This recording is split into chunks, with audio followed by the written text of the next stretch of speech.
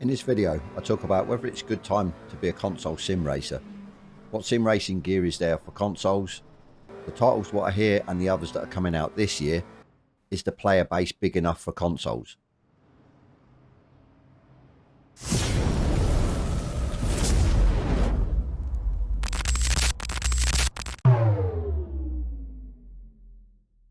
So, is it a good time to be a sim racer on console? I believe it is, from my personal experience over the number of years, especially since ACC launched all them years ago. It's definitely got the player base bigger on console than what it was previously. It's definitely attracted more people to start, or whether they've been in a position that they haven't had the funds to go straight to a PC, the PC community for sim racing, and they've started a bit like I have. I started on console and then moved, fortunately, to PC, and now I've got obviously the best of both worlds. But from I wouldn't say just for a content creator's perspective to have both systems, I do actually still enjoy the console racing, sim racing on console. So I do believe that it's not a, would you say, not a backward step as such, but I don't see why somebody would go from a PC back to a console. But I don't see it being as a lesser experience to do with sim racing. Yes, there's other little caveats that go along with that. Yes, there's other little third-party apps that consoles just can't seem to run. But as far as the sort of sim racing and console experience, it is close to PC. It is catching up. Case in point, they've just dropped or recently dropped a update for the Fanatec wheels that now the actual lights, the rev lights and the little screen that you have on the steering wheel, especially with Fanatec gear, that shows your gear that you're in. Now, yes, it only works with Forza by the looks of it. It does need the developers, I think, to implement that into the game. Now, ACC, I'd love to see it on ACC. It's something that was never, especially for Xbox, as far as I'm aware, or been hearing on the grapevine, and people that have got PlayStation, that they've had the shift lights and everything else. So it was just Xbox that never had it. So that's a nice touch. Things are starting to progress. So, good point. Yeah, I do feel that, from my perspective, console sim racing isn't a step down, a massive step backwards or a step down or inferior to PC. So that's a good thing. Onto the gear. Now, there is a lot of sim racing gear. We're just really going to talk about the wheel and pedal setups, really. I mean, we could go off on a tangent to the actual sim rigs and everything else that goes along with that, but I'm not going to cover that because they're not really sort of stuff that has to be compatible for consoles. They're the stuff that's compatible for the wheel and pedal base, or wheelbase and pedals, basically. So off the sort of top of my head, so to speak, you've got Fanatec, Moser, Logitech, Thrustmaster. I've put in SimMagic as well. Everyone knows who Super GT is. He's running a SimMagic setup, and I think it's a Sigma Cortex adapter, it's called, which then converts it from running solely for PC to run on PlayStation, because he is a big Gran Turismo player. He's always on Gran Turismo, so that's good as well, that there is adapters that you're not limited then just to, Fanatec, Moser, Logitech, Thrustmaster. So the variation is there.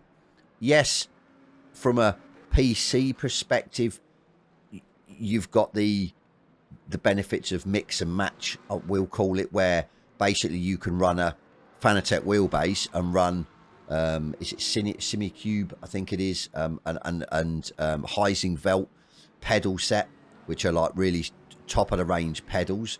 So you can do that with PC, where I don't think you can do that. I'm going to say I don't think, because of all these adapters and everything else that have come out, you may be able to sort of jerry rig them up. But for sort of safety's sake, with a console, you'd really want your base, your wheel, your pedals being all from the same manufacturer, that it all sort of daisy chains up, and then you have one USB plug that goes into the console. So that's obviously a lot easier. So like I said, PC has the advantage that way.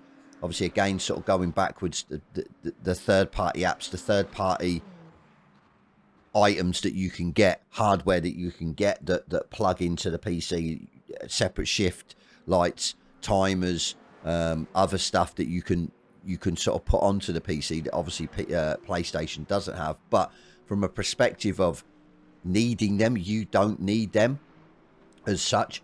Maybe the third-party app that a lot of people use, Crew Chief, that is your spotter. Yes, a lot of the titles have spotters. ACC's got a spotter, but it's not as informative of these third-party apps. So I'd love to see Crew Chief on console. Do I see it ever coming? Probably not, because it is a freeware software. You don't have to pay for it. So that's a shame, but that's probably the only. Again, going back, it doesn't detract from being a console sim racer. You don't need it. It's not essential for you to go sim racing on a console. So yeah, it's you've got the variety there as well. Titles wise, now obviously the titles that are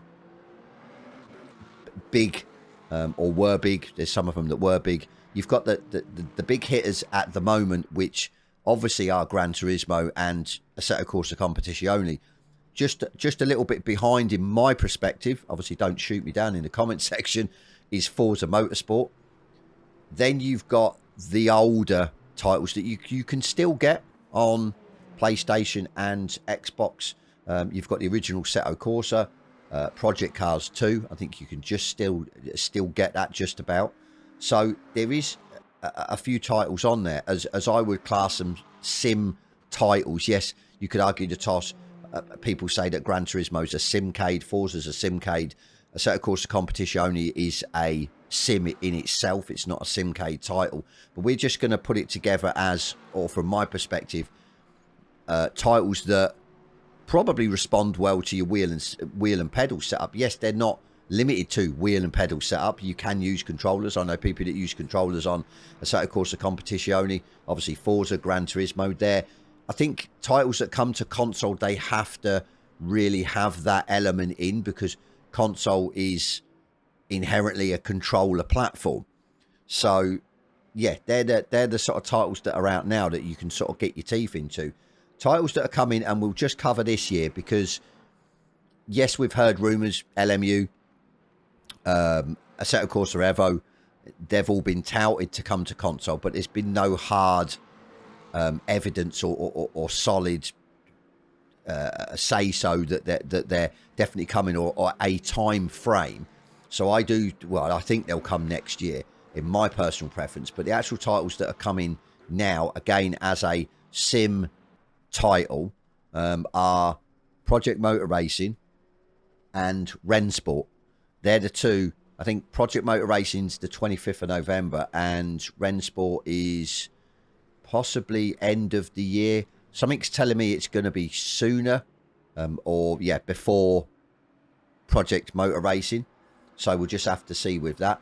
My opinions, I mean, I've covered this on a few videos. I think that there is a dedicated video for Rennsport that I made. I don't feel it's going to be up to scratch. Yes, it gives you another sim title, nevertheless, but I don't think it's going to be hitting the heights of Assetto Corsa Competizione, Gran Turismo, and the like. Project Motor Racing, bit of an unknown. Again, I've covered a video. I will try and link these, or I will link these in the description. I'll also put a shortcut in this video at the end, so you can go and click.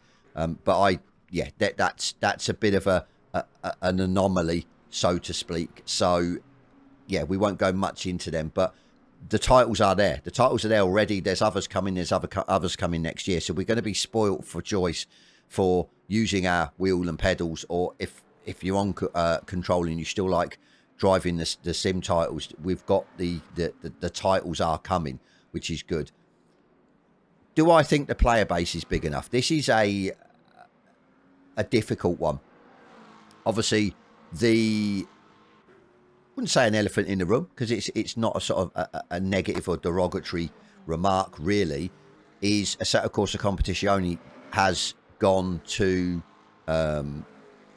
cross-platform, where basically they've joined PlayStation 5 players and Xbox Series S and X players together to try and get that player base up. Because I think it was maybe even 2 years ago, I had a look how many players were on at any one given time on a set, of course, of competition only in online servers, and then compared it to PC version, and I think it was almost like a tenth of what the PC had, i.e. I think it was maybe 300 and something were on Xbox, and then on PC at the same time it was, I think, about 3,000 maybe in the online space on PC version of the same title.